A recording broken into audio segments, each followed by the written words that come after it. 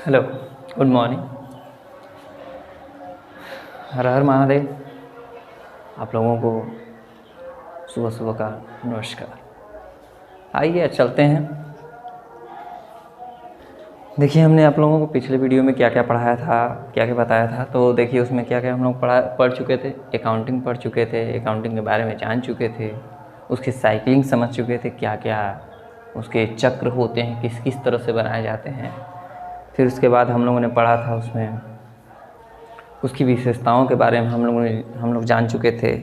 अब आज जो है हम लोग इस वीडियो में जानेंगे क्या चीज़, उसके उद्देश्य क्या क्या होते हैं, कार्य क्या क्या होते हैं, उसके बारे में आज हम लोग पढ़ते हैं। ठीक है, इस वीडियो में हम लोग पढ़ेंगे उसके उद्देश्य और उसके क्या कार्य हैं, इसके बारे में हम लोग जानेंगे। ठीक ना। और वीडियो को स्टार्ट करने से पहले कहना चाहेंगे कि आप लोग वीडियो को थोड़ा सब्सक्राइब कीजिए, उसको शेयर करिए, उसको लाइक करिए और उसको बेल आइकन को थोड़ा सा दबा दीजिए ताकि हमारे जो भी नए वीडियो हैं आपको लोगों को मिल जाए करें। ठीक है, तो चलिए आइए देखते हैं क्या क्या है। कहते हैं कि objective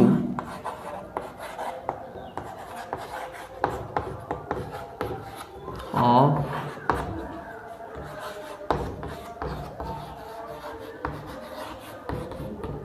accounting, objective of accounting यानी कि लेखांकन के उद्देश्य। ठीक है, लेखांकन के उद्देश्य।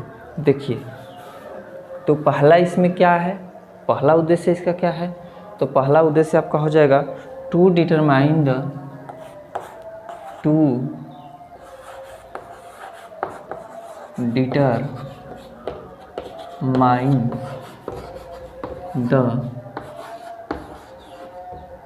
प्रॉफिट एंड लॉस, यानी कि to determine the net profit and loss होगा। ठीक है, ये नेट प्रॉफिट एंड लॉस होगा, नेट प्रॉफिट एंड लॉस। ठीक, to net profit and loss. अब देखिए इसको हिंदी में क्या कहते हैं, तो इसको हिंदी में कहते हैं शुद्ध लाभ हानि का निर्धारण करना। क्या होता है? शुद्ध लाभ हानि का निर्धारण करना। शुद्ध लाभ हानि का निर्धारण करने का तात्पर्य क्या होता है, यानी कि जैसे देखिए, रुकिए, मतलब पूरी समरी लिख देते हैं, उसके बाद समझाते हैं आप लोगों को। फिर दूसरा इसमें है आपका क्या हो जाएगा, दूसरा इसमें हो जाएगा आपका to know financial position, to know financial position, to know financial position. क्या हो गया? To know financial position. ठीक है, यानी कि वित्तीय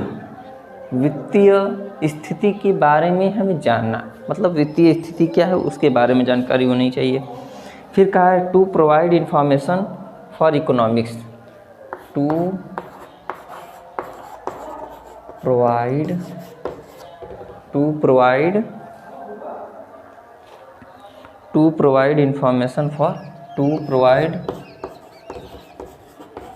इंफॉर्मेशन फॉर इकोनॉमिक्स। ठीक, उसके बाद हो जाएगा, उसके बाद आपका हो जाएगा to provide information to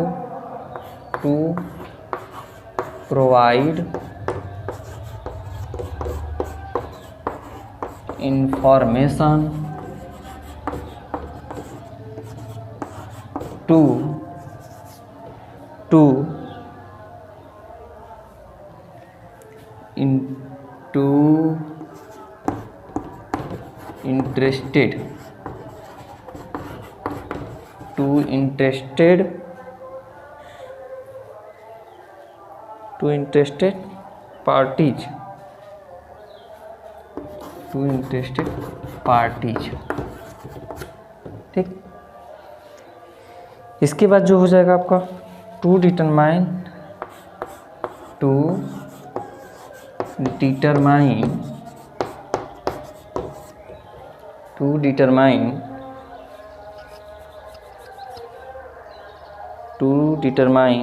taxable income,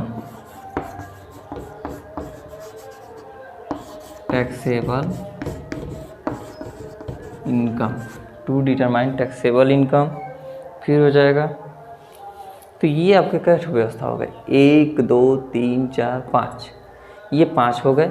इसमें आप और जोड़ सकते हैं तो अदर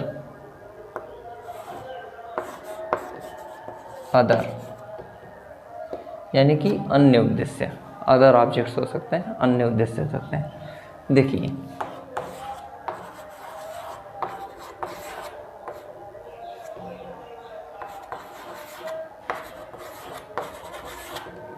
ठीक है, ये 6 पॉइंट हैं।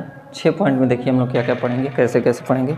इसमें देखिए जो हम लोगों का पहला है उद्देश्य क्या होता है, तो to determine the net profit and loss. ठीक है, यानी कि शुद्ध लाभ, ठीक है, शुद्ध लाभ के बारे में, शुद्ध लाभ हानियाँ क्या होती है इसके बारे में हम लोग कहाँ से जानते हैं, तो अकाउंटिंग के माध्यम से। अकाउंटिंग में जब हम लोग उसके एनालिसिस करते हैं, उसको लेखांकन करते हैं, समय समय पर लेन देन करते हैं, तो इन सारी चीज़ों को करने से क्या होता है, हमें सही लाभ और हानि का क्या हो जाता है, ज्ञान हो जाता है। क्या हो जाता है, जब हम लोग लेखा करते हैं, जब उसको हम लोग बार बार उलट फेर करके देखते रहते हैं, तो इन सारी चीज़ों को करने से क्या होता है, अगर हमें कहीं किसी भी प्रकार का अगर कोई संदेह होता है, तो हम लोग इसमें इस चीज़ को देख लेते हैं कि नहीं, हाँ हमारा कहाँ नुकसान हो रहा है, कहाँ फ़ायदा हो रहा है। और लास्ट में जब हम लोग साल के अंत में या महीने या हफ्ते के या 6 महीने पे जब भी या तिमाही जो भी हम लोग एनालिसिस करते हैं हम लोग जब भी, तो ये पता चल जाता है कि मेरा प्रॉफिट हो रहा है या लॉस हो रहा है। तो इन सब चीज़ों का क्या होता है, इससे फ़ायदा हो जाता है। ये होती है अकाउंटिंग के पहला उद्देश्य है, पहला फ़ायदा। दूसरी क्या है, टू नो फाइनेंशियल पोजीशन, हमारी जो कि मतलब वित्तीय स्थिति क्या है, हमारी आर्थिक स्थिति क्या है। ठीक है, मतलब साल भर जब हमारा हो जाता है, जब 1 साल पूरा हो जाता है, ठीक है, जैसा कि आप लोगों को मालूम है कि हम लोगों को जो फाइनेंशियल ईयर है वो 1 अप्रैल से लेकर 31 मार्च तक होता है। ठीक है, तो 1 अप्रैल से जो 31 मार्च तक हम लोगों का फाइनेंशियल ईयर होता है, तो जो लास्ट में हम लोग क्या करते हैं, जब पूरी कैलकुलेशन कर लेते हैं ना, तो हम लोगों की ये स्थिति पता चल जाती है कि हम लोग अभी किस स्तर पर पहुँचे हैं। मतलब हम लोग की जो पोजीशन है, फाइनेंशियल पोजीशन जो है वो अच्छी है कि नहीं है, इस बात की जानकारी भी हमें क्या हो जाती है, आसानी से मिल जाती है। वरना अगर बताइए, अगर हम लोग लिखते नहीं, उसको हम लोग नहीं जान पाते, तो ये बताइए क्या होता है उसका आप लोग भी जानते हैं कि हम लोग कुछ जो उधार दिए हैं उसको भूल जाते, या कुछ जो माल उधार लाए हैं वो भूल जाते, जो खर्चे हैं वो भूल जाते। डेली का जो खर्चा है आना जाना, तो 1 साल तक आप याद तो रख नहीं पाएंगे। तो उस चीज़ को सही करने के लिए, उस चीज़ को पूर्ण रूप से याद करने के लिए, रखने के लिए और जानने के लिए ही क्या करते हैं, हम लेखांकन का यूज करते हैं। ठीक है, जिससे कि हमें क्या होता है, आसानी से पता चल जाता है कि नहीं मेरी फाइनेंशियल पोजीशन क्या है, और हमने कितने फालतू खर्च किए हैं और कितने हमने क्या किया, माल उधार लिया, क्रय किया और कितना वसूली किया। ये सारी चीज़ क्या होती है, इसमें हमें आसानी से पता चल जाती है। तीसरी चीज़ आती है कि आर्थिक निर्णय के लिए सूचना प्रदान करना, जैसे to provide information for economics, to provide information for economics, यानी कि आर्थिक निर्णयों के लिए सूचना प्रदान करना। आर्थिक निर्णय को सूचना प्रदान करने का तात्पर्य क्या है, तो आर्थिक निर्णयों के लिए सूचना प्रदान करने का तात्पर्य यह होता है कि जब हम पूरे साल का, जब जैसे जो इसमें वित्तीय में होता है ना, जो फाइनेंशियल पोजीशंस वाले में जो स्थिति होती है, सेम कंडीशंस यहाँ भी होती है। अब यहाँ पे होता क्या है कि आर्थिक निर्णय, मतलब आर्थिक निर्णय करा कि मतलब जैसे आपको अगर कोई कार्य करना है, तो सबसे पहले चीज़ आपकी आर्थिक व्यवस्था सही होनी चाहिए। मान लो कोई बिजनेस चलाना चाह रहे हैं या कोई नई मशीनरी लाना चाह रहे हैं, तो आपकी आर्थिक स्थिति भी तो सही होनी चाहिए। पता चले कि आप सिर्फ लगाए जा रहे हैं, उसका कोई मतलब नहीं है जब तक आपको ये नहीं पता हो कि आपकी आर्थिक स्थिति क्या है, आपके पास बैलेंस है कि नहीं है। पता चले हम ऑर्डर दे दिए, आपके पास 1 पैसा बैलेंस ही नहीं है। जब आपकी आर्थिक स्थिति ही सही नहीं है, तो आप सब कुछ करके क्या करेंगे, कोई मतलब नहीं होगा। इसलिए हमें इससे क्या होता है कि हमारी आर्थिक स्थिति का भी पता चल जाता है कि पैसा है कि नहीं है मेरे पास।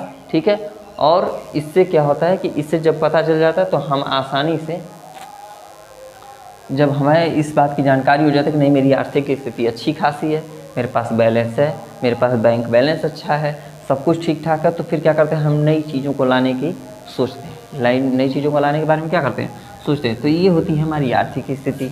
फिर क्या है, to provide information to interested parties, ठीक है। कर व्यवसाय में हित रखने वाले पक्षों को सूचनाएं देना। व्यवसाय में हित रखने वाले पक्षों के बारे में मतलब जैसे मान लीजिए कि जैसे बाहरी जो अदरवाइज कंपनियां, छोटी मोटी कंपनियां आपसे मिल करके कार्य करना चाहती हैं, या कोई ऐसा पैसा वाला व्यक्ति है जो कि आपके साथ मिलजुल करके सोचता है कि पार्टनरशिप ही करके कार्य चलाया जाए, ठीक है। वो एक नए बिजनेस के तलाश में है, या फिर आप चाहते हैं कि एक नया अच्छा सा बिजनेस, एक दूसरा बिजनेस भी स्टार्ट किया जाए, ठीक है। तो अदर पार्टीज जो है आपसे मिल करके सोचेंगे कि किसी अदर व्यक्ति से मिल करके, ठीक है। तो कह रहा है कि to provide information to interested party, यदि कोई आपसे व्यक्ति अगर आपसे मिलना चाहता है या आप किसी और कंपनी से मिलना चाहते हैं, तो पहले उसकी आर्थिक स्थिति और उसकी मतलब उसके अकाउंट्स के बारे में आपको जानना जरूरी है कि नहीं वो लाभ में चलता है कि घाटे में चलता है। पता चले कि वो हमेशा नुकसान में चलता हो, आपको जानकारी है ही ना, आप जाके मिल गए, या आप हमेशा नुकसान में चल रहे हैं और दूसरी पार्टी आपसे मिल गई, तो बाद में उसे भी तो नुकसान साथ में उठाना पड़ेगा, क्योंकि जब जहाँ पार्टनरशिप की बात आती है ना, वहाँ पे नुकसान दोनों को सहना पड़ता है। 50-50% दोनों का होता है, चाहे जितना 50% या 40% जो भी आपका शेयर्स रहेगा उसमें उतना तो आपको नुकसान सहना ही है। तो इसलिए हम क्या करते हैं कि इससे हमें आसानी से पता चल जाता है उसके बारे में, आपके अकाउंट्स के बारे में, या अदरवाइज के बिजनेस के बारे में कि नहीं हमारी जो पार्टी है, जो हम हैं, इसकी पोजीशंस क्या है, इसकी स्थिति क्या है, ठीक है। ये मतलब घाटे में चल रहा है कि फ़ायदे में, इन सारी चीज़ों की स्थितियाँ क्या होती है हमें आसानी से पता चल जाएगी, जिसकी वजह से हमें पार्टी ज्वाइन करने में आसान हो जाता है। फिर पांचवा क्या कहता है, टू डिटरमाइन टैक्सेबल इनकम। अब देखिए इससे हमें कर निर्धारण जो करने में है वो भी थोड़ा सा आसान हो जाता है। कर योग्य आय का निर्माण, कर योग्य आय, इसको कहते हैं कर योग्य आय का निर्माण, यानी कि हमारे कितने जो इनकम है वो कितने कर योग्य हैं और कितने कर योग्य नहीं हैं। जैसे मान लीजिए कि आप जब बैंक में पैसा जो जमा करते हैं तो आपको उसके बारे में तो जानकारी होगी। देखिए पहले क्या था, पहले शायद 3 लाख या 4 लाख ऐसे कुछ या 5 लाख था, अब इस समय 2.5 लाख तक चल रहा है। यदि आप अकाउंट में, एक एग्जाम्पल के तौर पर चलिए, यदि आप अपने बैंक में 2.5 लाख रुपये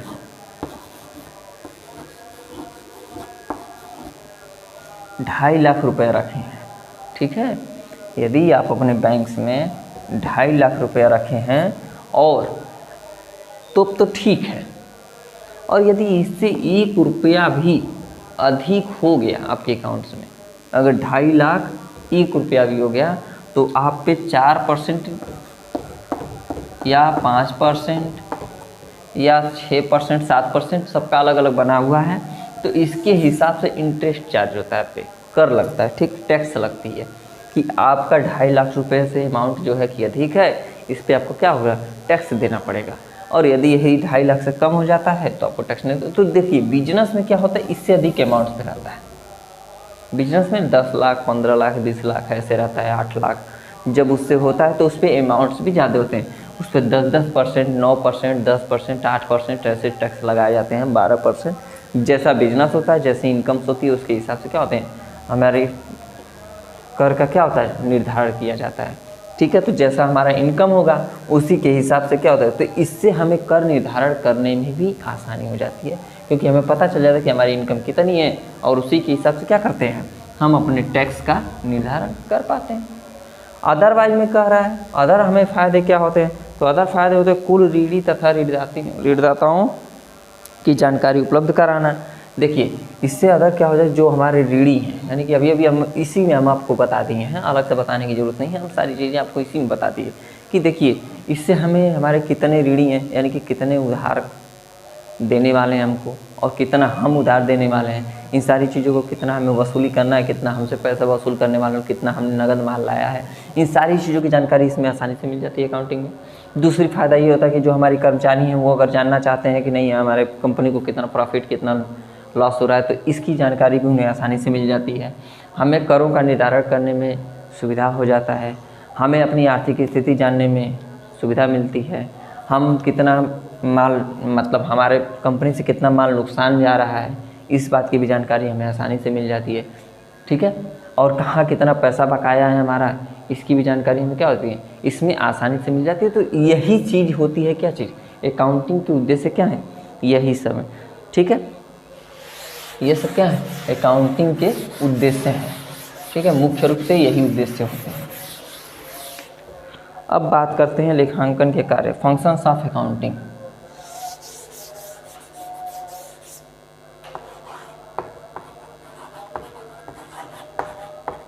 function of accounting.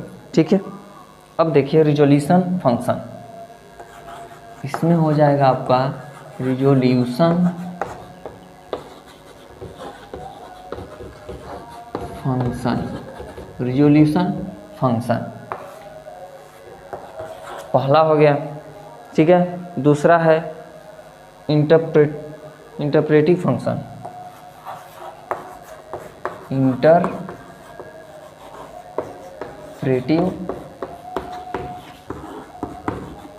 Function, interpretive function. ठीक है, तीसरा क्या है, तीसरा हो जाएगा आपका meeting legal needs. Meeting legal needs, meeting legal needs. ठीक है, मीटिंग लीगल नीड्स। उसके बाद आपका चौथा हो जाएगा protecting business assets. Protecting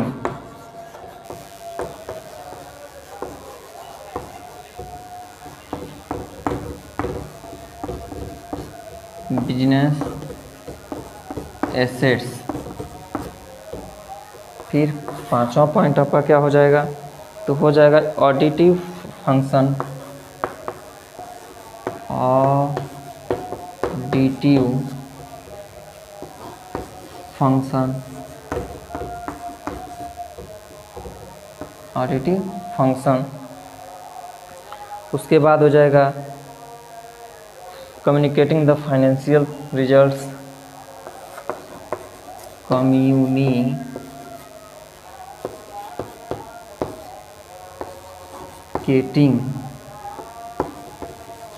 the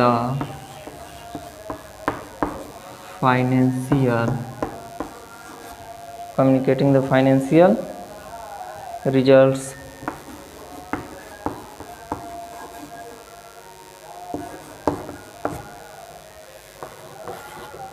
ठीक है, उसके बाद सातवां आपका जो है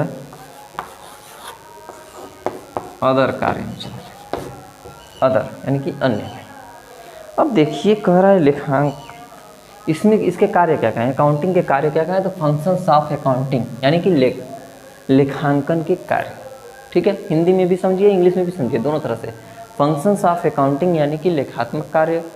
तो इसमें देखिए क्या होता है कि रिजोल्यूशंस ऑफ फंक्शंस, क्या है, रिजोल्यूशंस या फंक्शंस। रिजोल्यूशंस ऑफ फंक्शंस क्या होता है, तो भाई इसको कहते हैं लेखांकन का लेखात्मक कार्य। रिजोल्यूशंस मतलब रिजोल्यूशंस फंक्शन, रिजोल्यूशंस मतलब लेखात्मक, फंक्शंस मतलब कार्य। रिजोल्यूशंस कार्य, लेखात्मक कार्य। ठीक है, इसमें हम क्या करते हैं कि जो भी हम अकाउंट्स में जो भी हम लेन देन करते हैं ना, उसको जब एक पुस्तक में यानी कि एक रजिस्टर में लिख करके रखते हैं, रिकॉर्ड बना करके रखते हैं कि हमने इतना माल बेचा, खरीदा, इन्हीं सब चीज़ों को क्या कहते हैं, लेखात्मक कार्य करते हैं। डे बाय डे चीज़ें जो लिख करके हम रखते हैं उसी को क्या करते हैं, इसमें हम रिकॉर्ड रखते हैं, इसको रिकॉर्ड भी बोल सकते हैं, रिकॉर्ड मतलब जो भी हम इसमें रिकॉर्ड रखते हैं ना लिख करके, उसी को कहते हैं लेखात्मक कार्य। पहला कार्य हो गया। दूसरा कार्य है इंटरप्रेटिव फंक्शन। इंटरप्रेटिव फंक्शन क्या होता है, तो व्याख्यात्मक कार्य। क्या होता है, व्याख्यात्मक कार्य। अब मान लीजिए आपसे कोई पूछा कि आपके बिजनेस में कितना लाभ हुआ है, कितना हानि हुआ है, कितना क्या हुआ, कहाँ कितना खर्च किए हैं, कहाँ कितना आपने उधार दिया है, आपने कितना उधार माल लाया है, कितना नगद दिया है, कितना नगद लाया है। तो इन सब चीज़ों के बारे में यदि आप कर्मचारी जानना चाह रहे हैं अकाउंट्स में या फिर अदर पार्टियाँ आपसे आप में आपके कंपनी में इन्वेस्ट करना चाहते हैं तो आप उसको कैसे समझा पाएंगे। तो आपको अकाउंटिंग, जब ये अकाउंटिंग जो है ना, जब आप लेखा करके रखते हैं, जब इसमें आप लेखा करके रखते हैं, लेखात्मक कार्य करके रखते हैं, तो आपको उसे किसी अदर व्यक्ति को समझाने में, उसकी व्याख्या करने में सुविधा हो जाती है। क्या होती है, उसके बारे में आपको किसी अन्य व्यक्ति को समझाने में बहुत ही सुविधा होती है। जैसे मान लीजिए कि आप कभी घर पे जाते हैं और आप घूमते हैं, तो पता चला कि आप गए कॉलेज, कहीं और चले गए। तो यदि आप घर पे लेट अगर पहुंचते हैं, तो या सर जी के पास यदि लेट पहुंचे किसी कारणवश, तो आप क्या करेंगे, कुछ ना कुछ उसके लिए मतलब आप एक दोस्त ढूंढ लेते हैं ऐसा, जो कि आपकी बातों को लपेट करके उनके आगे रख सके, ठीक है, आपके सहमति के लिए, कि ताकि आपको किसी प्रकार की डांट न पड़े, चाहे घर पे हो चाहे सर जी के पास हो, ठीक है।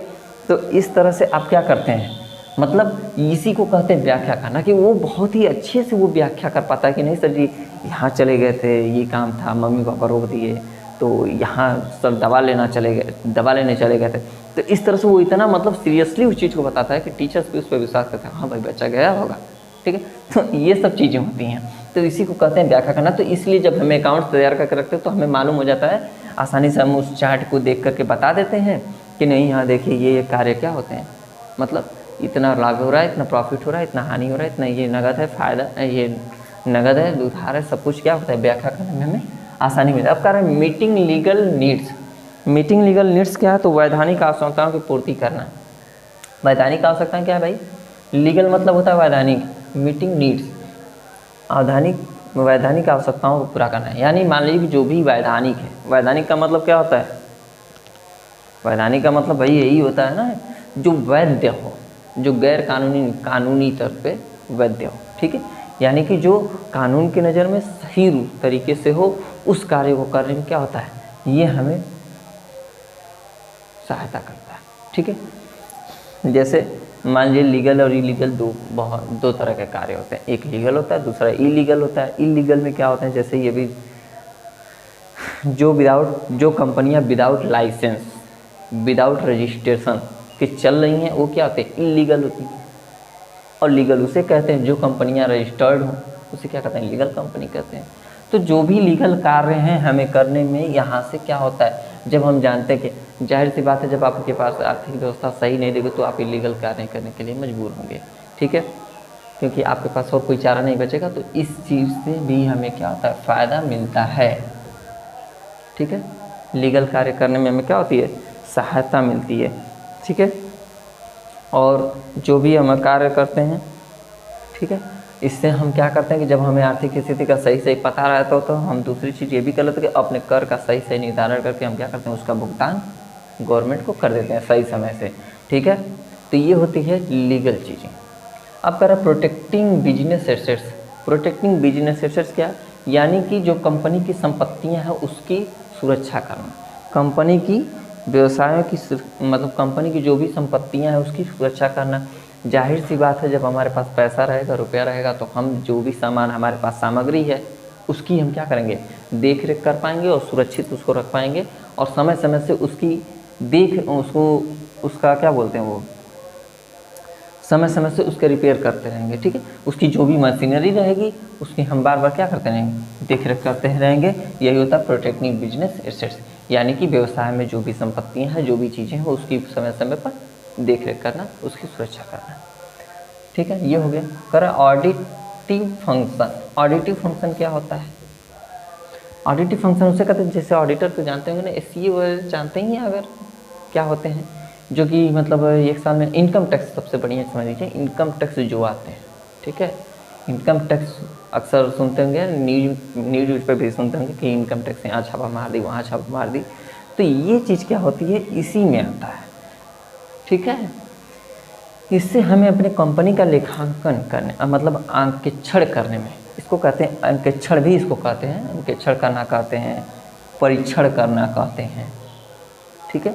इसको परीक्षण करना भी कहते हैं कि मतलब हमने पूरे साल में या पूरे महीने में कितना लाभ कमाया। और छोटे मोटे बिजनेस वाले जो हैं, जैसे जो दुकानदार हैं, शॉपकीपर हैं, तो ये लोग खुद अपना कार्य कर लेते हैं। लेकिन जो बड़े बड़े बिजनेस हैं वहाँ पे नहीं हो पाता, तो वहाँ पे भाई पेशेवर ऑडिटर चाहिए होता है, ताकि उस हमारे पूरे बिजनेस को ऑडिट करके बताए कि हमें कितना लाभ हुआ, कितना हानि हुआ।